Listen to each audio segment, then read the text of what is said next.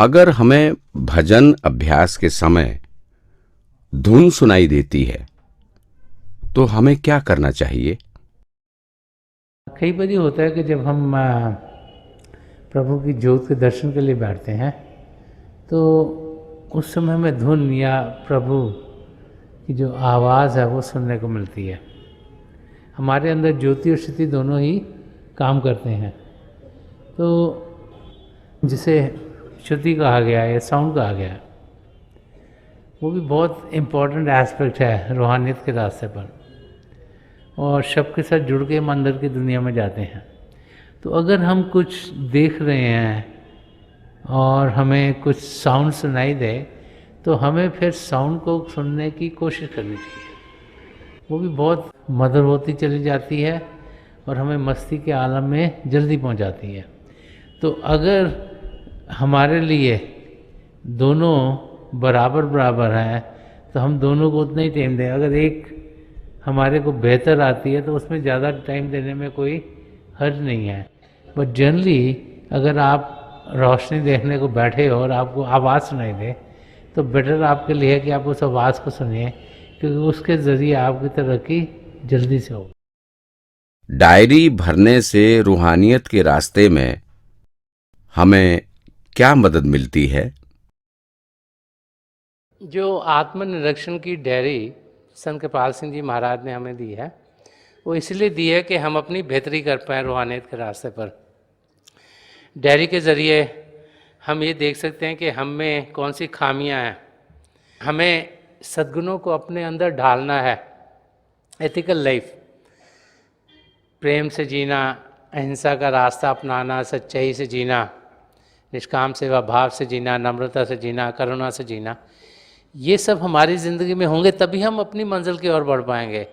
तो आध्यात्मिक डायरी का पर्पज़ ही है कि हम अपनी ओर ध्यान दें, रोज़ाना बाकायदगी से सोने से पहले 5-10 मिनट निकालें ताकि डायरी को भरें। डायरी को भरने का मतलब कि हम अपनी ओर ध्यान दें कि सारा दिन में हमने क्या किया। जब ध्यान देंगे तो फिर आस्ते आस्ते याद आएगा क्या किया। पहले दिन हो सकता है कि बहुत कम याद आए, क्योंकि इंसान करता जाता है करता जाता है करता जाता है, उसको रिकॉर्ड नहीं करता तो याददाश्त में रहता नहीं, भूल जाता है। और ये हमारी आदत है कि जो चीज़ हम खराब करते हैं उसको जल्दी भूल जाते हैं, जो अच्छी चीज़ करते हैं वो बढ़ा चढ़ा के सबको बताते हैं। ये इंसान की आदत है। तो जो हमने चीज़ें ठीक नहीं करी उनको हम भूल जाते हैं। क्यों? क्योंकि हम सोचते हैं हमने तो ये ख़राब किया ही नहीं, ये तो पता नहीं कैसे हो गया। और जब हमने ठीक करा है उसी की बातचीत करते उसी और ध्यान दे। तो डायरी इसलिए बनाई गई है कि जो हमसे खराबी हो गई है उसकी ओर हमारा ध्यान जाए, चाह के अगले दिन वो खराबी हम ना करें। तो अगर आपको कुछ भूलता भी है आप डायरी ज़रूर भरिए। जैसे जैसे आप भरेंगे आप देखेंगे 2 महीने में, 3 महीने में, 4 महीने, 6 महीने में आपकी याददाश्त भी बढ़ेगी, आपका ध्यान भी ज़्यादा जाएगा कि क्या क्या चीज़ें हैं जो इम्पोर्टेंट हैं, और आप देखेंगे कि उससे आपको मदद मिलेगी। डायरी का पर्पज़ ही ये है कि हम सबको मदद मिले। उनका पर्पज़ ये नहीं कि हमारे सदगुरु को पता चले हम कैसी ज़िंदगी जी रहे हैं। उनको तो मालूम है हमारा पिछला क्या, अगला क्या है और अब क्या हो रहा है, तो उनको जानने की ज़रूरत नहीं।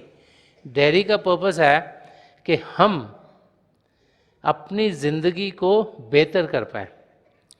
हम सब ने सीखना है, अब सब ने बेहतर होना है। अगर हम टोटली परफेक्ट होते तो फिर ये शरीर नहीं मिलता, फिर तो ऊपर ही बैठे होते सचखंड में। तो हमारी प्रोग्रेस होनी है और हमें सीखना है। इसलिए डायरी के ज़रिए हम अपनी खामियों की ओर ध्यान देते उन्हें कम करते चले जा सकते हैं, और जैसे जैसे जैसे वो कम होते चले जाएंगे हम फिर अपनी मंजिल की ओर तेज़ी से बढ़ेंगे। तो अगर आपको लगता भी है कोई चीज़ भूल गई, आप फिक्र मत करें, जितनी याद है उतनी भरिएगा। लेकिन आस्ते आस्ते आस्ते आप देखेंगे कि आपकी याददाश्त भी बढ़ेगी, आपका ध्यान भी ज़्यादा जाएगा क्या क्या खामियां हैं, और आप देखेंगे कि आपकी ज़िंदगी बेहतर होती चली जाएगी। दूसरे कार्य करते हुए सिमरन कैसे किया जाता है? सिमरन हम हर समय कर सकते हैं जबकि हम कोई मन की कोई मेंटल एक्टिविटी ना कर रहे हो। कि अगर हम हाथों से काम कर रहे हैं जिसमें हम कोई दिमाग का इस्तेमाल नहीं कर रहे, तो उस समय सिमरन किया जा सकता है। अगर घर में आप खाना बना रहे हों तो उस समय सिमरन किया जा सकता है। अगर कोई और लेट्स से आप बस में या ट्रेन में बैठ के ऑफिस जा रहे हों, उस समय सिमरन किया जा सकता है। लेकिन जब आप खुद कार चला रहे हो तो आपका ध्यान कार चलाने में होना चाहिए। तो वो समय जबकि हमें अपने जो मेंटल कैपेबिलिटीज हैं उनको हम इस्तेमाल नहीं कर रहे, तो उस समय हम सिमरन कर सकते हैं। तो अगर हम किसी काम में व्यस्त हों, कोई हम कार्य कर रहे हैं जिसमें कि हम अपने दिमाग का इस्तेमाल नहीं कर रहे, मेंटल एक्टिविटीज़ नहीं कर रहे, तो उस समय हम सिमरन ज़रूर कर सकते हैं। लेकिन बच्चे लेट्स से जब वो पढ़ रहे हों तो उनको ध्यान पढ़ाई में देना है, ताकि जो वो पढ़ रहे हैं वो समझें, वो पाएँ। अगर दिन भर हम सिमरन करें, क्योंकि बहुत सी चीज़ें हैं दिन में जो हम करते हैं जिसमें दिमाग का इस्तेमाल नहीं होता, नेचुरली हम उठते हैं, ब्रश करते हैं, नहाते धोते हैं, इस समय हम और कुछ सोच नहीं रहे होते। दिन में हम जितना ज़्यादा सिमरन करेंगे उतना हम देखेंगे कि हमारी तवज्जो प्रभु की ओर लगेगी। तो फिर हम जब भी ध्यान टिकाने के लिए बैठेंगे, हम देखेंगे हमारा ध्यान आसानी से टिकेगा।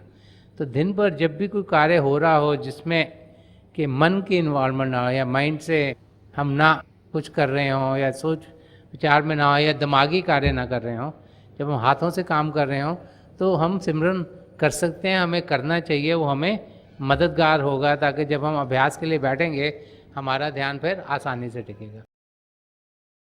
आधुनिक युग में बच्चों को आत्म अनुभूति यानी सेल्फ रियलाइजेशन कैसे सिखाएं? सबसे अच्छा तरीका बच्चों को समझाने का है कि इंसान अपनी ज़िंदगी को सही करे।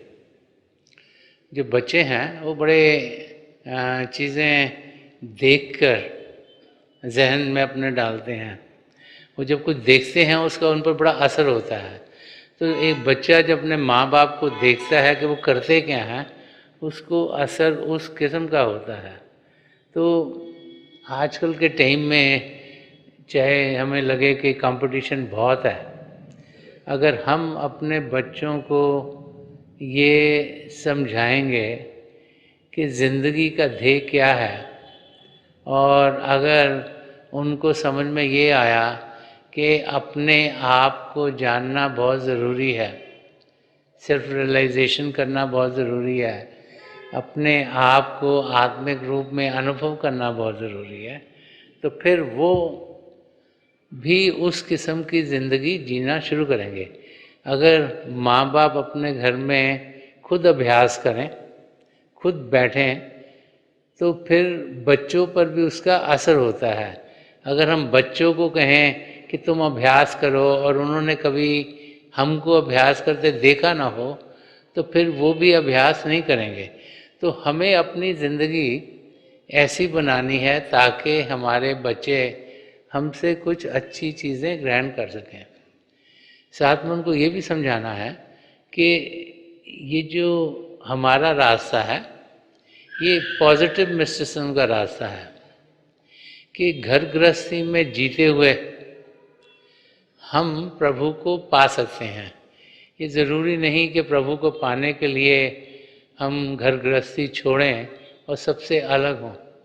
तो अपनी ज़िंदगी जीते हुए अपने पैरों पे खड़े होकर अपनी कमाई एक ऑनेस्ट वे से करते हुए जब हम अपनी ज़िंदगी जीते हैं, तो फिर बच्चों पर भी उस किस्म का असर पड़ता है। तो जब हम उन्हें ये समझाएंगे कि हम सबको पढ़ना लिखना है, फिर काम करना है, लेकिन साथ साथ ये ज़रूरी है कि हम समय भजन अभ्यास के लिए निकालें, तो फिर जब हम अपनी ज़िंदगी ऐसे जिएंगे तो हमारे बच्चों पर भी उसका अच्छा असर होगा। तो की ये है कि इंसान अपनी ज़िंदगी ऐसी बनाए जैसी वो चाहता है कि बच्चों की हो, और जब वो देखते हैं कि हमारे माँ बाप क्या कर रहे हैं, तो उसका असर उन पर बहुत गहरा होता है। और जब हम इस ज़िंदगी को जीते हुए रोज़ बाकायदगी से जो 10% टाइम है दिन का, जो 2.5 घंटे के करीब है, वो अभ्यास में देते हैं, तो बच्चों को भी शुरू से आदत पड़ती है कि अभ्यास में समय देना ज़रूरी है, और आस्ते आस्ते आस्ते उनकी ज़िंदगी में वो भाव भी आने शुरू हो जाते हैं, ताकि वो अपना ध्यान अंदर की ओर करें। उन्हें भी फिर अंदर की दुनिया के अनुभव होंगे और वो भी अपनी मंजिल की ओर बढ़ने के लायक होंगे। वर्तमान क्षण में जीने का क्या अर्थ है? वर्तमान क्षण, living in the current moment, उसका अर्थ या मतलब ये है कि हम हर एक क्षण को सही तरीके से इस्तेमाल करें। टाइम किसी के लिए रुकता नहीं, चलता रहता है। घड़ी को भी देखो तो टिक टिक टिक टिक करके चल रही है, वो समय गुजर रहा है। अगर उस समय का हमने फ़ायदा नहीं उठाया तो वो क्षण प्यास में चला जाता है कि गुजर गया, उसको हम वापस बुला नहीं सकते। तो महापुरुष समझाते हैं कि जो क्षण चला गया, अगर उसका हम फिक्र करेंगे तो उसका कोई फ़ायदा नहीं, तो निकल गया, वापस आ ही नहीं सकता। जो क्षण आना है उसके लिए हम प्लान कर सकते हैं, लेकिन प्लान कब करेंगे? इसी क्षण में। अगर इस क्षण में भी नहीं प्लान किया तो ये भी गुजर गया। तो इस क्षण का हमने पूरा फ़ायदा उठाना है, तो कैसे उठाएंगे? कि इस क्षण को हम उस ओर लगाएं जिससे हमें प्रभु की नज़दीकी मिले। संत कृपाल सिंह जी महाराज फरमाते थे कि जो भी हम कर रहे हैं, जो हमें प्रभु की नज़दीकी दिलवाता है, वो अच्छा है, और जो कुछ हमारी ज़िंदगी में प्रभु से हमें दूर लेके जाता है वो खराब है। तो हमें अच्छी चीज़ें करनी चाहिए। हमें जो ये क्षण है जो हमारे सामने है, इसको उस तरीके से गुजारना है ताकि ज़िंदगी का जो मकसद है, जो अपने आप को जानना है और पिता परमेश्वर को पाना है, वो पूरा हो जाए। तो इस क्षण में हम क्या क्या कर सकते हैं? सबसे पहले तो इस क्षण में हम सत्संग में जा सकते हैं। जिस सत्संग में जाएंगे वहाँ सच्चाई सुनने को मिलेगी, महापुरुषों के वचन सुनेंगे, तो हमारे अंदर प्रभु को पाने की इच्छा जागृत होगी। वो समझाएंगे कि हम भजन अभ्यास करें, तो इस क्षण में हम सिमरन कर सकते हैं, मन को शांत कर सकते हैं, भजन अभ्यास कर सकते हैं, अंदर की दुनिया में बढ़ सकते हैं। बार बार महापुरुष भी समझा गए हैं कि जो सेवा का फल है वो बहुत मीठा होता है। तो इस क्षण में जब हम सेवा करते हैं, जब किसी के मददगार होते हैं, इस करके नहीं कि वो हमारी मदद करेंगे जब हमें मदद चाहिए, लेकिन इस करके कि हम चाहते हैं कि उनकी ज़िंदगी में कुछ अच्छा ही आए, जो कुछ तकलीफ़ है वो दूर हो उनकी। तो किसी की मदद करना निष्काम सेवा भाव से, वो क्षण का सही फ़ायदा उठाना है। तो इस क्षण में जीने का मतलब है कि वो कार्य किए जाएं जो हमें प्रभु की नज़दीकी देंगे। जब ऐसी ज़िंदगी जिएंगे तो हम देखेंगे कि हम अपने मकसद को बड़ी आसानी से पा लेंगे। तो थोड़ी देर के लिए आप सब अभ्यास के लिए बैठ जाइएगा। आप जहाँ भी बैठे आराम से बैठिएगा, अपनी आंखें बंद कर लीजिएगा। ये जो आँखों के डेले आई बॉल्स हैं सीधे सामने होने चाहिए। आंखें बंद करते ही वो भाई बहन जिन्हें नाम की देन मिली है, आप सिमरन कीजिएगा। और जो भाई बहन यहाँ नए हैं, आप पिता परमेश्वर के किसी भी जाति नाम का जाप कीजिएगा। जाप मन ही मन करना, ऊंचा नहीं दोहराना। आपके सामने रोशनी के चिन्ह दिखेंगे और बहुत से नज़ारे आपको देखने को मिलेंगे। जो कुछ दिखता है उसके बीच में देखिएगा, और जो जो आपके लिए बेहतर है वही प्रभु आपकी ज़िंदगी में डालते चले जाएंगे। मेरी पिता परमेश्वर के चरण कमलों में जो पिछली संचय के महापुरुष हुए हैं, हजूर बाबा सावन सिंह जी महाराज, परम संत कृपाल सिंह जी महाराज और दयाल पुरुष दर्शन सिंह जी महाराज के चरण कमलों में यही प्रार्थना है कि जो जो हम सबके लिए बेहतर हो वही हमारी ज़िंदगी में ढले, हम प्रभु की नज़दीकी पाएँ और उनकी जोत से जुड़ते हुए अंदर के मंडलों में उड़ान कर पाएँ। थोड़ी देर में मैं आपको इस बैठक से उठाऊंगा और मेरी शुभकामनाएं आप सबके साथ हैं।